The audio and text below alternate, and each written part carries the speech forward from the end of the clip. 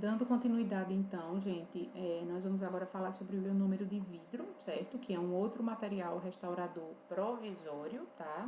Assim como o óxido de zinco e eugenol que nós vimos anteriormente. Ele tem uma semelhança com o óxido de zinco e eugenol, que é o fato de que também é um material que se apresenta sob a forma de pó e de líquido, tá? Então, tanto ele pode ter essa forma de apresentação, e aqui nós temos a embalagem do pó, a colher dosadora, como eu falei, a embalagem do líquido, e aqui aquele dispositivo que a gente coloca o conta-gotas, certo? Para colocar a quantidade de gotas adequada para fazer a manipulação. Então, esse ionômero de vidro, ele se apresenta nessa forma de pó e líquido, e ele também pode se apresentar nessa forma de cápsulas, tá? São cápsulas que já tem aqui no seu interior o pó e o líquido pré-dosados, né? Nós temos um pré-preparo, elas estão aqui separados e dosados. Se for para ser utilizado como cápsula, essa manipulação é feita aqui mesmo dentro da cápsula. Depois essa cápsula ela é colocada nesse equipamento aqui, nesse instrumento, que é uma seringa Centrix, que a gente chama, tá? E vai ser aplicado na cavidade dentária, tá? Inicialmente é importante só que vocês conheçam nesse momento essas duas formas de apresentação do ionômero, que tanto pode ser na forma de pó e líquido, que é a mais comum, é a mais usual, o custo também é muito menor, certo? Ou então ele também pode ser utilizado na forma de cápsula, mas ele tem nessa modalidade de cápsula ele tem aplicações muito específicas, situações muito distintas, porque o custo é muito maior, certo? Mas é uma forma de apresentação desse material também. E as cápsulas tanto podem ser nessa cor, nesse formato aqui, não é? Ou podem ser aqui com esse bico injetor vermelhinho, tá? Isso aqui vai depender da marca. Essa é de uma marca e essa é de outra marca, certo? O ionômero de vidro, então, tratando sobre as características desse material, ele é um material de excelente biocompatibilidade, tá, gente? Assim como o cimento de hidróxido de cálcio, né, que nós vimos, o hidróxido de cálcio, na verdade, né, em qualquer uma das suas apresentações, sendo o pó ou o cimento, o ionômero de vidro também é um material de alta biocompatibilidade, então ele é muito utilizado na odontologia hoje em dia, tá?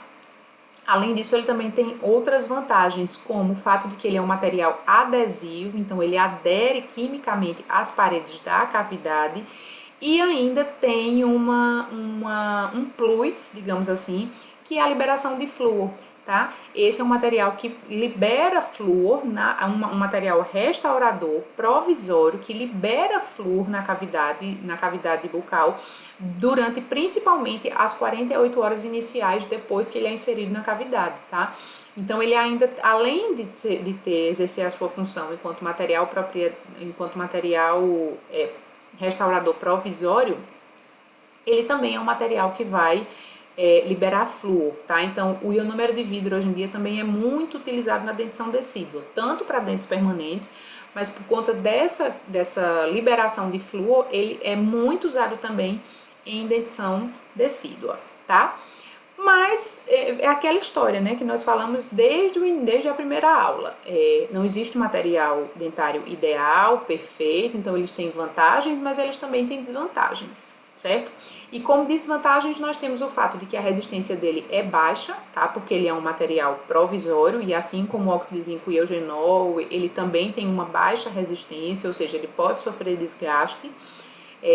A estética dele também não é muito boa, né? Em termos de estética, o melhor material que nós temos hoje em dia é a resina ou as cerâmicas, né? Que são as coroas, as lentes de contato, mas materiais provisórios, a estética deles não é boa. Apesar de que o ionômero ele tem uma cor um pouco melhor do que o óxido de zinco e eugenol, porque o óxido de zinco e eugenol é muito branco, é branco mesmo assim que destaca demais. E o ionômero de vidro ele já tem uma coloração mais amarelada, entendeu? Então ele não é que ele passa despercebido, mas ele disfarça um pouco mais do que o óxido de zinco e eugenol, que é muito branco, certo? mas de toda forma é uma estética que não agrada, tá? Para dentes anteriores, para face vestibular de dentes anteriores, também não é um material muito que agrade, porque a cor dele é diferente. E ainda tem um outro problema, uma outra situação sobre o ionômero de vidro, é que eles são materiais muito solúveis, tá? Então lembra também quando a gente falou sobre a solubilidade lá na primeira aula, sobre como a solubilidade é uma propriedade dos materiais dentários, né? Alguns materiais são mais solúveis e outros são menos solúveis. O ionômero é um material solúvel, então ele deve ficar na cavidade bucal apenas o tempo que for recomendado pelo cirurgião dentista. Não se deve ficar mais do que o recomendado, porque senão ele começa a passar por esse processo de degradação, por essa solubilidade, e aí todo o trabalho é perdido, né, digamos assim. Nessa imagem aí, olha, nós temos duas estruturas dentárias que foram seladas com ionômero de vidro, mas que ficaram muito tempo, ou a restauração a restauração definitiva não foi feita, e aí esse material ele acabou passando por um processo de solubilidade. Percebam que as margens do preparo não estão protegidas, entendeu? Então esse preparo aqui ele é completamente comprometido. A contaminação aqui ela já aconteceu. Então aqui é começar tudo do zero, remover e fazer a proteção pulpar se for preciso, né? E vedar toda a cavidade novamente para poder fazer a restauração definitiva. Mas só voltando, o ionômero de vidro, se ele não for substituído no momento certo, de acordo com a indicação do profissional, ele pode passar por esse processo de solubilidade, tá? Uma outra característica importante é que o ionômero de vidro, gente, assim, esse nome também às vezes pode chamar um pouco a atenção, porque muita gente pensa, mas ele tem vidro na composição. Não necessariamente o vidro, tá? Mas ele tem componentes que são componentes que estão presentes no vidro, como a sílica, tem uma pequena quantidade de quartzo também. Então, como são componentes semelhantes, não é que o ionômero de vidro seja vidro, mas ele tem componentes semelhantes ao vidro que a gente conhece comumente, certo? Então, por ter essa semelhança com esses componentes, tá? O termo é ionômero de vidro. E em virtude da baixa resistência, né, do material que a gente viu anteriormente, né, o ionômero de vidro tem excelentes vantagens, tem grandes vantagens, é um material que libera flúor, é extremamente biocompatível, mas tem uma resistência baixa. Então, na tentativa de melhorar esse processo de resistência, a composição dele, existem marcas que fazem uma alteração na composição e incorporam material resinoso ou ligas metálicas para que esse material fique mais resistente, tá? Isso pode acontecer, esses materiais podem existir. Não são usados com frequência porque também são mais caros, entendeu? O ionômero de vidro convencional para restauração ele tem um preço mais acessível, é um material muito bom, tá? Não é que ele vai se solubilizar em uma semana, não é que ele vai desgastar em uma semana, não é isso, gente, não me interpretem mal. Ele é um material muito bom para ser utilizado, mas é um material que ainda pode ser melhorado, tá? A sua resistência ainda pode ser melhorada. Então, existem essas composições, né, com a incorporação de resina ou ligas metálicas para melhorar a resistência, mas são materiais muito mais caros. O ionômero de vidro convencional, ele é bem utilizado quando usado corretamente, a restauração é executada corretamente pelo cirurgião dentista, quando é manipulado corretamente pelo cirurgião dentista ou pelo técnico em saúde bucal, quando ele é inserido da forma correta, ele é um material seguro e que pode ser muito utilizado, que é muito utilizado para o selamento provisório de cavidades por conta das suas vantagens, certo? Das suas características vantajosas. E aí nós temos também, assim como o óxido de zinco e eugenol, né, nós temos diferentes marcas do ionômero de vidro e todas elas também, nesse caso aqui, né, todas elas têm essa mesma apresentação de pó e líquido, tá? Lembrando que o único que... esse aqui, olha, já tem um conta-gotas também, tá vendo? Ó, aqui é o pó e aqui é o líquido, tá? Esse aqui, o pó e o líquido. Todos eles também vão ter a sua colher medidora. Olha, essa aqui é a colher medidora dessa marca Maxion. Esse é o do Vidrion. Aqui a colher medidora deve estar guardadinha aqui dentro da caixa, mas todos eles vão trazer a sua colher medidora, que precisa ser respeitada, certo?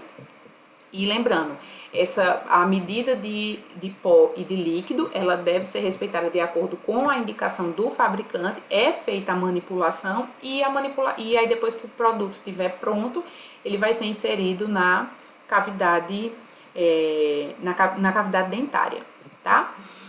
Da mesma forma, pessoal, sobre a manipulação do ionômero de vidro, nós precisamos estar atentos quais são os instrumentais que nós vamos usar para fazer essa manipulação, qual é o modo, né? Qual é a maneira de manipular e qual é o tempo dessa manipulação, como é que tem que ser o aspecto final desse material depois que eu manipulei, porque existe o que é o tempo da manipulação, né? Então, depois desse tempo da manipulação, como é que esse material tem que ficar? Ah, ele tem que ficar brilhoso, ele tem que ficar opaco. Tem que estar atento a isso, porque se o aspecto final não estiver adequado, o material não é indicado para o uso, tá? Então o aspecto final dele também precisa ser respeitado. Qual é o tempo de presa dele, quanto tempo ele demora para ficar firme, para endurecer, tá? E ainda qual é o instrumental necessário para a inserção desse material na cavidade, certo? Tudo isso nós também vamos ver quando a gente for tratar da parte prática, nós vamos trabalhar com essa parte de manipulação. Tá? E aí, gente, para fechar então a ideia dessa aula, tá, de materiais restauradores provisórios, eu elaborei aqui um mapa mental, né, parecido com aquele que eu pedi para vocês fazerem na primeira aula de propriedades dos materiais dentários. Algumas pessoas ficaram com dúvidas, então eu elaborei esse mapa mental para vocês perceberem como o mapa mental ele pode facilitar no momento do estudo, entendeu? Então, materiais restauradores provisórios é o tema, né? Foi o tema dessa aula. O que foi que nós vimos sobre materiais restauradores provisórios? Nós vimos características desses materiais, que eles são provisórios, né? Como o próprio nome diz, que eles precisam ser substituídos por um material definitivo, que eles vão reduzir a sensibilidade do dente, que eles vão proteger as margens da cavidade, tá? Que eles podem ser rebaixados para que os materiais restauradores definitivos sejam inseridos. Então, existe uma série de características aí, e aqui depois cada um de vocês pode anotar resumidamente as características aqui do lado, ó. Quais são as características desses materiais provisórios, tá? Aqui, depois nós vimos também as indicações. Esses materiais, eles estão indicados para qual tipo de dente? Nós vimos que é usado tanto para dentes descidos como para dentes permanentes, certo?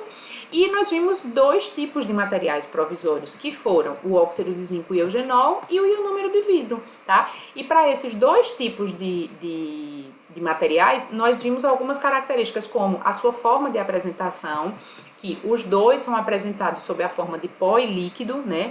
À exceção do ionômero de vidro, que também pode ser apresentado na forma de cápsula. As características do óxido de zinco e eugenol, que faz um bom vedamento, é um bom isolante térmico, não libera flúor, tá? Então temos características específicas para o óxido de zinco e eugenol e temos características específicas para o ionômero de vidro. O ionômero de vidro é um material de excelente biocompatibilidade, ele é um material que libera flúor, tá? Que pode, que é mais, ele tem uma baixa resistência, não é isso? Ele tem uma alta solubilidade, então existem características próprias do ionômero. E ainda aquelas características de manipulação, aqueles pontos de manipulação que eu só citei ali, mas que a gente ainda não trabalhou, porque vamos trabalhar, né, durante as aulas práticas, certo? Então, esse é um mapa mental que quando você elabora as ideias de uma aula, de um tema que você está estudando, isso pode facilitar, porque você consegue visualizar todo o conteúdo numa imagem só, né? Sem necessariamente ter texto, enfim, tudo mais, que às vezes acaba se tornando cansativo. E numa imagem você coloca tudo, ele já facilita mais para o seu entendimento, a sua clareza de ideias. Então, já fica aí como uma dica para vocês o mapa mental de materiais restauradores provisórios, certo? E aí, gente, para finalizar, então, nós acrescentamos, né, vencemos mais uma etapa no tratamento, né, no tratamento de cavidades dentárias de dentes que foram acometidos pela lesão cariosa, né? Num primeiro momento, nós vimos as diferentes profundidades de cárie, como a cárie pode atingir o dente, que ela pode atingir só esmalte, dentina e até polpa, né? Dependendo da profundidade, essa cavidade ela precisa ser protegida, a polpa e a dentina precisam ser protegidas, e para isso nós temos materiais específicos, né, que são os materiais protetores do complexo dentino pulpar. Depois que essa cavidade, né, a base dessa cavidade estiver protegida, nós vamos selar essa cavidade.